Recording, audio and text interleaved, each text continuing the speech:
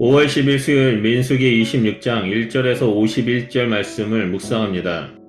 민수기는 두 개의 큰 구조를 가지고 있습니다. 1장에서 출애굽한 9세대의 인구조사가 이루어졌다면 26장에서는 새로운 세대의 인구조사가 실행됩니다. 출애굽한 9세대는 범죄함으로 가나안 땅에 들어가는 데 실패했으며 40년간 광야 생활을 하는 중에 모두 죽었습니다. 9세대 중에서는 오직 여호수아와 갈렙만이 가나안 땅이 허락되었습니다. 26장에서 다시 언급되는 인구조사는 모든 9세대가 죽고 새로운 세대가 도래되었음을 확증합니다. 이전 세대는 범죄하고 심판을 받아 죽었지만 새로운 세대에 이르러서는 그 누구의 죽음에 대해서 언급하지 않습니다. 이스라엘 백성은 다시 실패하지 않으며 전쟁에서 승리합니다. 가나안 땅 정복과 분배에 대한 희망으로 가득합니다. 두 번째 인구조사 명령을 여호와께서 전염병 후에 주신 것입니다. 여기서 언급된 연병은 25장에서 있었던 바알부월 사건을 말합니다. 이미 아론이 죽은 이후였기 때문에 두 번째 조사를 맡은 사람은 모세와 엘르아살입니다. 초기 방식은 1차 조사 때와 유사합니다. 온 회중의 총수를 조상의 가문을 따라 조사한 것입니다. 여기서 조사하다라는 단어는 각 사람의 머리수를 세는 것으로 묘사하기 때문에 한 사람 한 사람을 센다는 뜻입니다. 1차 조사 때 했던 것처럼 20세 이상 된 남자를 계수해야 하는데 이는 1차적으로 전쟁에 나갈 사람들의 수를 계수하기 위함입니다. 하지만 두 번째 인구조사의 궁극적인 목적은 다른 데 있습니다. 가나안 땅을 곧 정복하게 될 것이기에 약속의 땅을 각 지파에게 분배하기 위한 기초적인 자료를 모으라는 것입니다. 인구 조사를 행한 장소는 여리고 맞은편 요단 강가의 모압 평지입니다. 인구 조사를 위한 목록과 순서도 1차 조사 때와 거의 일치하지만 중요한 차이점이 있습니다. 1차 조사에서는 각 지파의 총 인원수를 밝히는데 관심이 더 많았지만 26장에서는 각 지파의 인원수와 함께 각 지파를 구성하는 종족들의 목록을 구체적으로 언급합니다. 이것 역시 땅 분배를 염두에 두고 있기 때문입니다.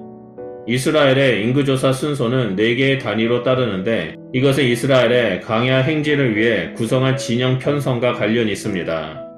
르우벤, 시므온 각 지파가 가장 먼저 언급되는데 그들은 제2진영에 해당되지만 르우벤의 지위를 먼저 인정한 결과입니다. 두 번째는 제1진영인 유다, 이사갈, 스불론, 세 번째는 제4진영인 므낫세, 에브라임, 베냐민, 그리고 네 번째는 단, 아셀, 납달리 지파가 언급됩니다. 먼저 르우벤은 이스라엘의 장자입니다. 장자의 예우를 하기 위해 유다 지파에 앞서 르우벤을 먼저 언급합니다. 르우벤 자손에게는 한옥, 발루, 헤스론, 갈미 종족이 나오고 총 43,730명입니다.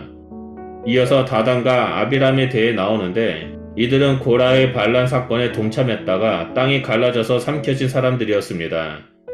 특이하게 언급된 것은 고라 자손들은 죽지 않았다는 것입니다. 그들 중 일부가 생존했으며 훗날 포로 후기까지 생존하였고 성전에서 시편을 남기는 등 매우 중요한 역할을 감당했습니다.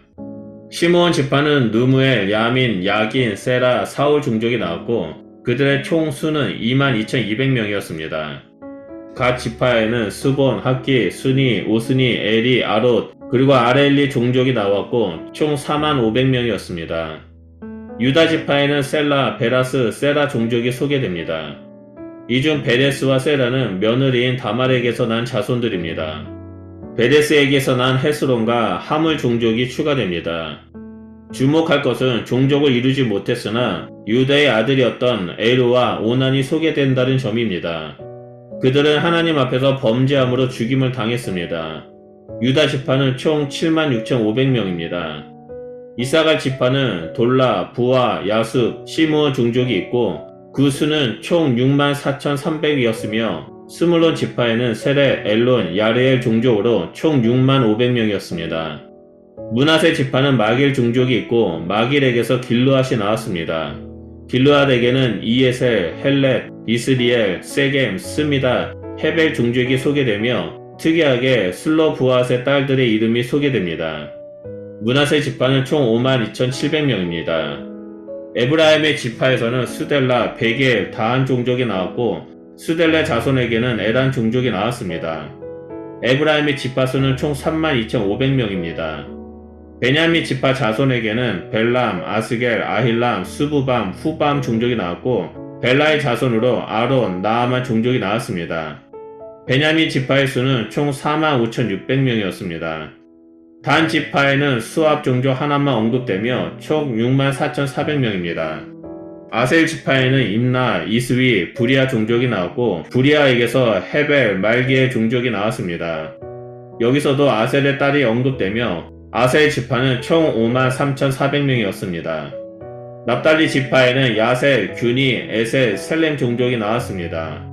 그 수는 45,400명이었습니다.